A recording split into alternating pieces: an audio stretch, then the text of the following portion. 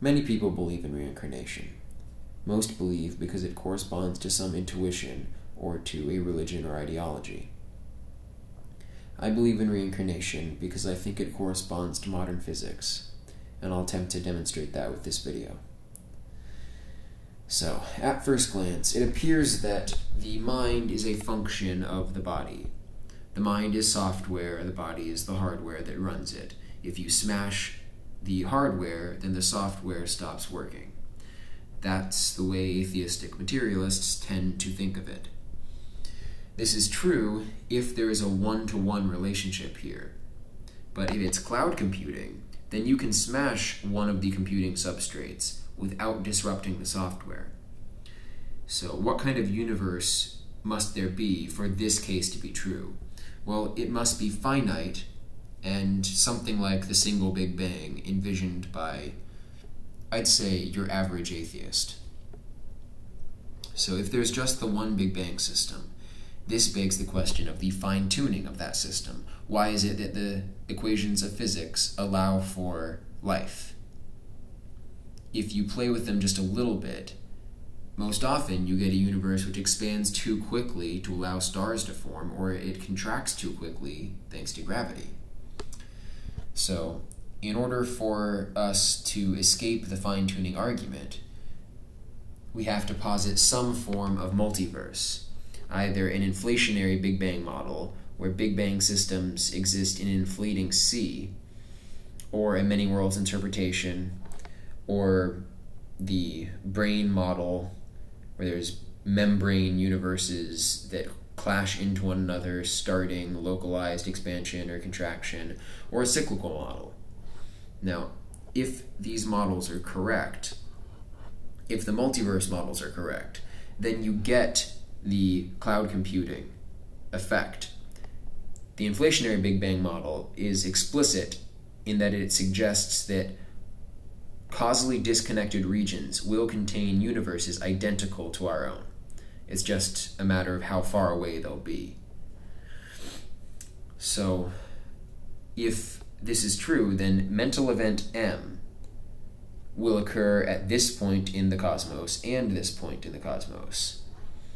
If the many worlds interpretation is true, then it corresponds to the inflationary Big Bang picture, but from a subjective perspective. This is the objective reference frame, if there was one, on the total inflationary model. Well, mental event M, from a subjective perspective, seems to differentiate into multiple possible timelines, and that's why we see probabilistic effects at the quantum level, because we're not in just one universe, we're in many possible computing substrates. The mental event is in many possible computing substrates. The cyclical model, likewise, similar mental events will happen. Basically, this is the same as this, only a temporal version and a spatial version. Both of these Big Bang systems represent causally disconnected events.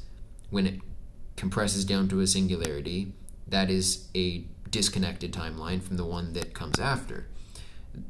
Because the inflationary space is expanding so fast, each Big Bang system here is causally disconnected. And the brains, likewise. You'd expect to see a cosmos so vast that the same mental events will occur in disconnected regions. Okay, so if that's the way it is, then basically if you're going to overcome fine-tuning, you need a universe big enough that you can escape the idea of a creator god, that you can explain it by the anthropic principle. We will find ourselves in a region hospitable to ourselves. And if you want to avoid the reincarnation argument that I'm going to suggest, you have to avoid this duplication phenomenon. So there may be, and I'm not certain if there is, but there may be a gap between a big enough cosmos where you can avoid fine-tuning and then a small enough cosmos where you can avoid the duplication of mind. But the inflationary Big Bang model suggests duplication of mind, and by implication, the many worlds interpretation does as well. If there was a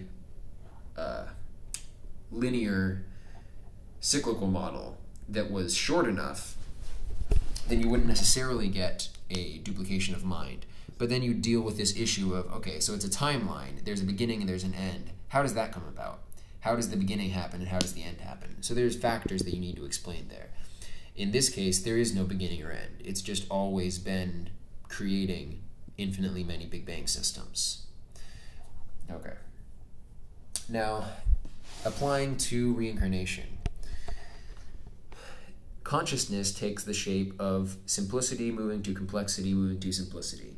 If we're going to simplify it, we can imagine that from the moment of conception, you have a consciousness value of 1, 2, 3, 4, 5 ascending. And as it dies, 5, 4, 3, 2, 1 descending to a vanishing point. Now, because you are going simpler in mind state, you allow for more possibilities of the computing substrate. A more complex software can only be run by a sufficiently complex hardware.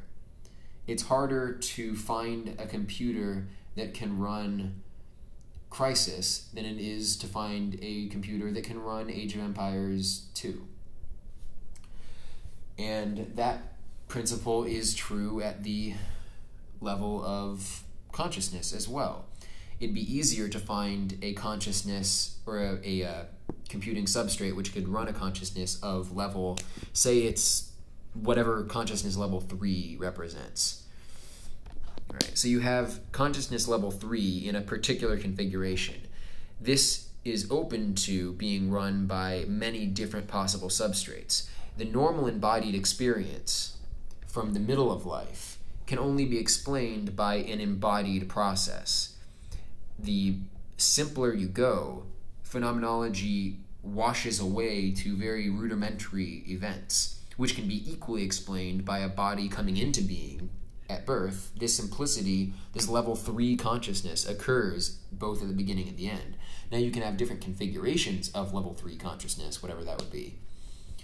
And so you could expect that your particular karmic makeup will lead you to be similar to particular births and not others. See the logic in that? And during this state, consciousness level 3, you are with respect to a superposition of birth and death in your future. So you are both leading to this vanishing point and to another birth. And as far as I can see from the other philosophies of reincarnation that are out there, the way towards true death, nirvana, is cessation of desire. If this still has the tendency to desire material objects, then it will tend to move back towards birth. Okay. And there's this direction. There is down the wheel into more and more desire and further entrapment in samsara, and then there is the creation of fulfillment or satisfaction, which happens through the cessation of desire. And I do believe that that is what Jesus taught. No one who loves the world can truly love him. You have to hate your mother and father and brother and sister. You love God with your whole mind and heart and love your neighbor as yourself. That's recognizing the universality of Atman. So I think Christianity is the best path because it doesn't get into unnecessary abstraction. It doesn't deal with any of this. It just prescribes the correct behaviors to allow for heaven. That is unity with God. That is getting out of the wheel of reincarnation. Okay. So I'd be interested in hearing what you have to say. It is a pretty simple argument, but if there are any objections, I'd be glad to hear them. Thank you for listening.